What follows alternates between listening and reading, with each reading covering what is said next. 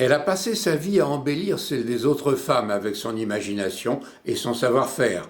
Entre le luxe et le culte de la nature qu'elle a voulu associer, elle a trouvé à Cannes des sources d'inspiration renouvelées dans son cadre de vie, de la Croix des Gardes à la Croisette. Voici Andrea de Serres, sa vie, son œuvre. Le thème principal, c'est Dame Nature. En fait, j'ai sublimé la nature par des thèmes que nous connaissons, mais avec mon interprétation. C'est-à-dire qu'il y a beaucoup de romantisme, beaucoup de douceur, en respectant évidemment les normes et les courbes pour que ce soit visuellement porté par des femmes. Il ne suffit pas de faire quelque chose, un bijou imaginatif et qui ne soit pas du tout portable. Alors voilà. tous les artistes, enfin tous, beaucoup d'artistes ont leur période. On parle de période de couleur, période bleue, autres, etc. Vous êtes, vous êtes maintenant dans votre période bijou. Il y a eu plein d'autres choses avant, mais parlons de ce que vous faites en ce moment. Alors en ce moment, je présente ma rétrospective dans certains musées. Donc voilà, c'est une rétrospective sur une carrière qui a duré 5-6 ans dans le bijou. J'ai appris à travailler la fonte à cire perdue dans le Luberon avec un fondeur d'art qui n'était pas du tout, comme je vous l'ai dit tout à l'heure, mon métier. Et ça m'a vraiment... toute cette période est arrivée d'une façon instinctive, puisque mes grands-parents étaient déjà orfèvres. Et je pense qu'il y a eu un travail avec eux, comme ça, dans l'astral, ou la mémoire. Finalement, ils m'ont beaucoup aidée, en fait. En fait, le Luberon aussi, c'est un thème avec les feuilles de chêne. Ça a été mon premier thème de bijoux, vu que je sortais de l'industrie avec une très grosse période de maroquinerie et de ceintures innovantes. Et donc, j'ai commencé par une ceinture avec des feuilles de chêne. Et puis finalement, on m'a dit, oui, donc c'est bien les ceintures, mais si tu faisais des colliers. Et donc après, il y a eu un collier feuille de chêne, et il y a eu des colliers Ginkgo biloba, il y a eu des colliers barrières de corail, il y a eu des soleils. La période soleil est très très importante, puisque je suis née au Maroc, au palais de Son Altesse, à Saint-Denis. Donc c'est aussi un pays du soleil. Voilà. C'était une très belle période. Je suis partie très jeune, mais très marquée par la beauté des jardins du Maroc. Donc alors, ce collier que je porte, c'est une fibule marocaine. Et j'ai inventé, voilà, j'ai imaginé ce lien entre le bracelet qui est en pâte de verre de Murano et cette fibule. Alors une fibule marocaine, c'est toujours une demi-lune avec un petit pic pour accrocher les foulards. J'ai supprimé la partie extérieure et j'ai gardé uniquement la fibule marocaine. D'où mes souvenirs des grandes fantasias du Maroc. Et, en plus, j'ai fait une collection qui s'appelle Les 1000 soleils. Évidemment, on est dans le pays du soleil avec le Maroc. Et donc ce soleil, il a une particularité, il a été exposé au Louvre. Il a énormément de symboles. Il a la pyramide du Louvre inversée, évidemment, comme vous voyez ici. Il est octogonal, c'est-à-dire il y a 8 branches, pas 4 axes, comme la pyramide. La pyramide, là on est dans l'infini avec le chiffre 8. Nous avons le féminin et le masculin par les pétales et les flammes. Voilà. Alors ce soleil a fait l'ouverture de librairie-boutique du Louvre à Marseille. Voilà, ce soleil est assez célèbre. Donc c'est toujours une référence à mon pays de naissance. Alors pour vous, l'évolution, elle coule de source, mais il faut quand même dire que vos débuts n'avaient rien à voir avec les bijoux. Non. Et vous avez trouvé le moyen de créer à chaque fois. Alors votre début, c'est la mode. Voilà. Et je suis diplômée d'ES-Mode. Pour moi, l'univers de la mode, ça s'arrêtait au textile, donc aux robes. J'ai eu une maison de couture à Genève. J'étais très jeune, j'avais 18 ans. Et donc là, j'ai travaillé énormément des robes en jersey avec des dos nus surprenants. Il y avait... des dos nus vertigineux. Voilà, alors on peut dire que le dos nu de Mireille d'Arc, on ne sait pas comment elle est arrivée chez Mireille d'Arc, mais il est quand même sorti de chez moi. Je ne vais accuser personne, mais il n'y avait pas que ce dos nu, il y avait d'autres dos nus très compliqués aussi. Et donc, ça a été une période, ça, la textile. Mais je suis très vite passée à une autre période, la maroquinerie. Alors à chaque fois, vous faites appel à ce que vous avez appris, Oui. à vos observations, et vous innovez quand même, vous en rajoutez, vous remplacez. Mais je pense que dans le textile, j'ai innové, évidemment. Et dans la maroquinerie, j'ai innové aussi, mais ça a été un parcours assez difficile. Il a fallu apprendre, donc j'étais de nouveau revenue étudiante avec un très grand maroquinier qui est l'équivalent à Paris de Hermès. Donc j'ai travaillé des pocheries de toutes les couleurs et un jour, et des matériaux donc, tels que crocodile, l'autruche, très difficiles à traiter. Et en fin de compte, les couleurs, j'en pouvais plus. Et un jour, je me suis mis en colère contre une ceinture qui ne voulait pas adhérer, qui ne voulait pas se coller. J'ai jeté cette ceinture très rapidement et elle a fait dans l'espace un champ invisible. Sauf pour vous. Sauf pour moi. Et je me suis dit, mais tiens, tu n'as jamais traité le transparent. Qu'est-ce qui est en transparent? Alors j'ai commencé à faire du plexi avec... je suis allée à Oyonnax, la capitale du Rhodo, du plexi. J'ai appris à maîtriser le plexi. Et puis petit à petit, c'était très compliqué le plexi. Et petit à petit, on m'a proposé de travailler cette matière. Un ami m'a montré le PVC.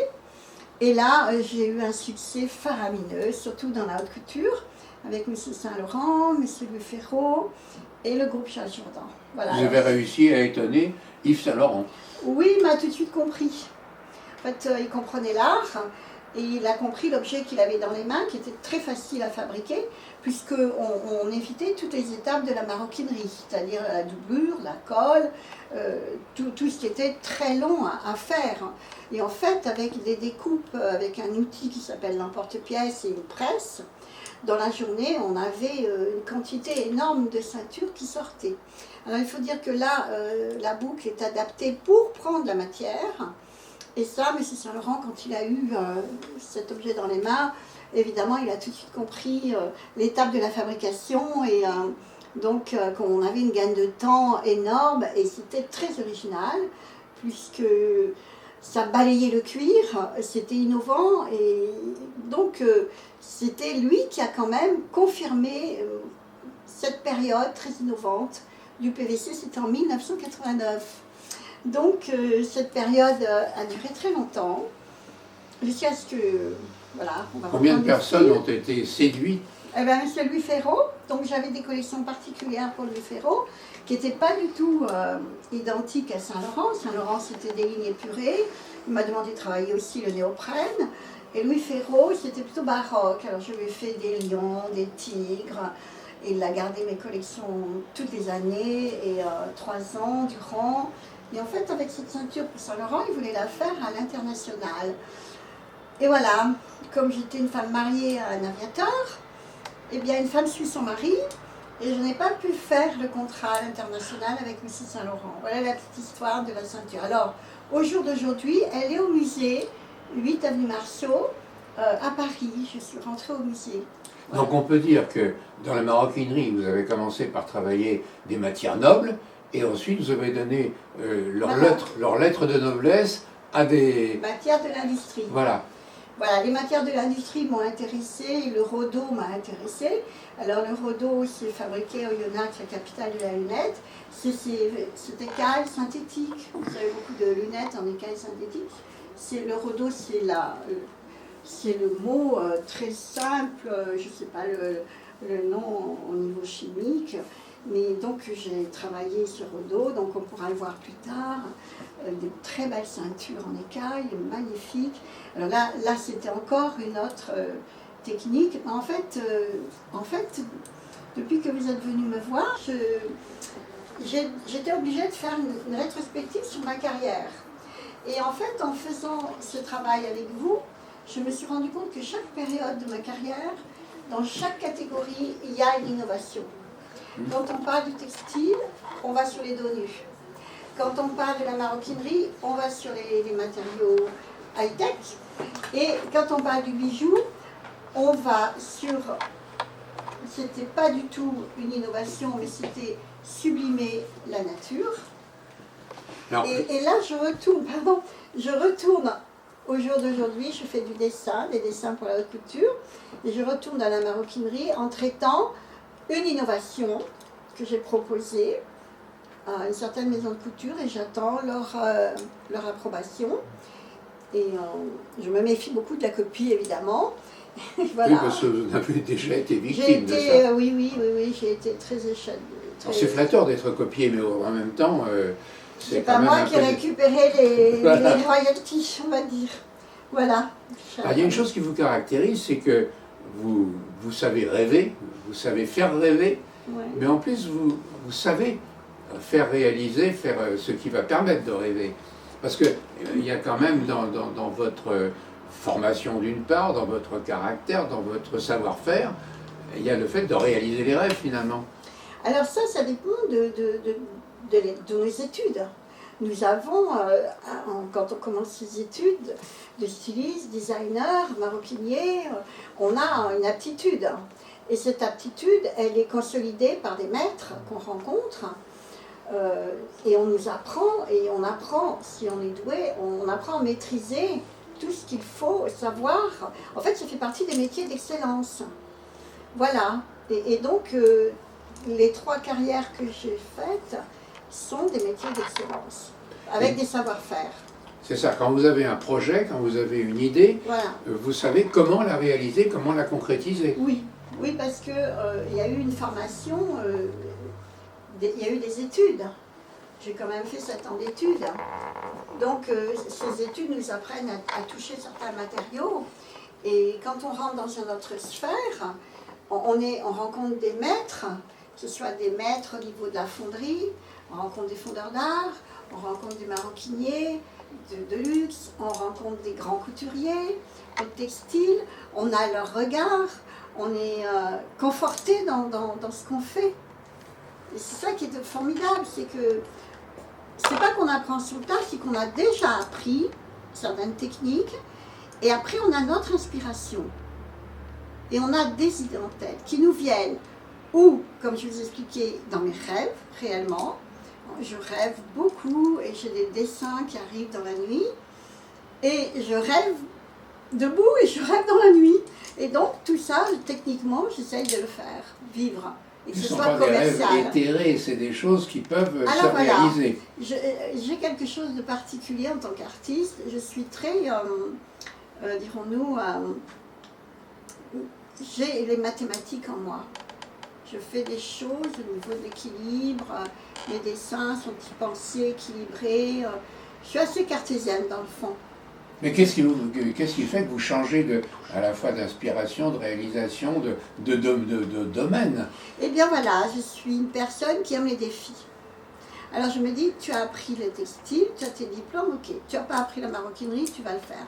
Tu n'as pas appris le bijou, tu vas le faire. Ce sont toujours des défis qui me poussent dans une autre voie. Ce qui fait qu'en fait, à ce jour, j'ai 3 métiers différents.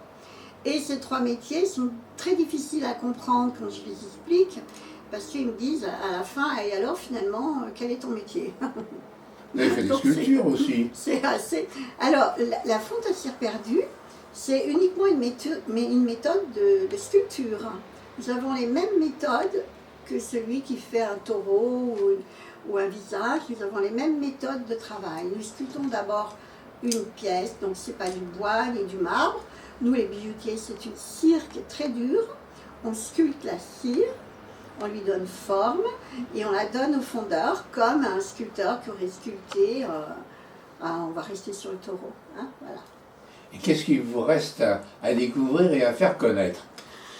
Ben justement, faire valoir mes valeurs, faire valoir qu'on nous prenne au sérieux, nous, si je peux dire, les designers seniors, si on peut dire, et qu'on ne nous mette pas au rebut. Et c'est très dur de se faire entendre en disant « Oui, j'ai de l'expérience, mais je suis capable de me projeter dans le futur. » En fait, on sait que tous les artistes ont ouvert les nouvelles écoles de peinture. Par exemple, on va prendre Monet. Monet, il était impressionniste, mais qu'est-ce qu'il a fait? Il a ouvert l'école contemporaine de peinture. Et quand on va chez tous les artistes, ce sont les artistes en fin de carrière, si on peut dire même 90 ans, qui ouvrent, qui ont des prismes sur le futur. Parce que nous, les artistes, on est très médiums. Donc on vit dans notre époque, on prend les courants et on sait très bien ce que les jeunes ont dans la tête. Voilà. Donc ce que vous avez accumulé, vous êtes capable de le restituer en apportant votre touche supplémentaire. En ouvrant des portes pour les jeunes.